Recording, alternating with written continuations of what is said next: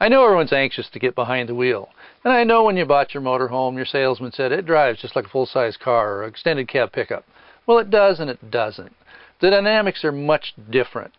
When driving a motorhome, you get the same perspective as if you were sitting on the hood of your car driving down the road.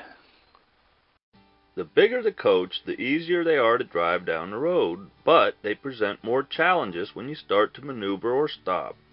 Some of the information provided today you may already be doing, and if so, good.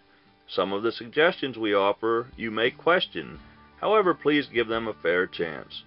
I have heard many stories about tight situations that people have experienced. Most of the time, it is a lack of understanding of the dynamics of the coach that make it a tight situation to begin with. To understand how to maneuver in tight quarters, you need to know how to properly set up or prepare for the maneuver. You need to know where to place your pivot point based on how much your coach off-tracks and how much tail swing you have. When you know these factors, then you can establish how you want to set up. Okay, I know you're asking yourself, what did he just say? Let's start with some basic definitions.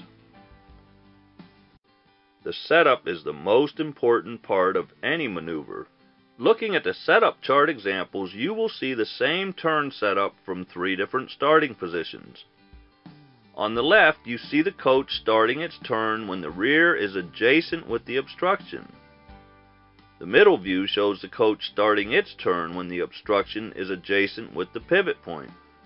As you can see, the overall space required to complete the turn is shortened by the length of the rear overhang. The turn on the right shows what can be done when the turn offset data is applied.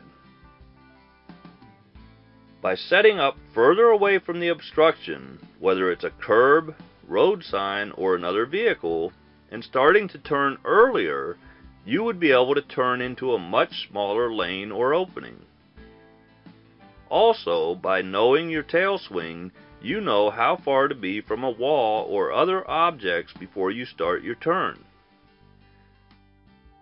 If you set up closer towards the obstruction and start your turn later, like at the pivot point, you will not be able to turn into a smaller lane or opening.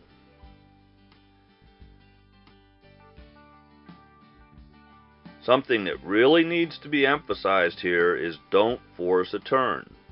If there is not enough room to make the maneuver, stop and wait for traffic to clear before you complete your turn. And if it doesn't look like there is enough room to make the maneuver, don't do it. Drive smart, maneuver with skill.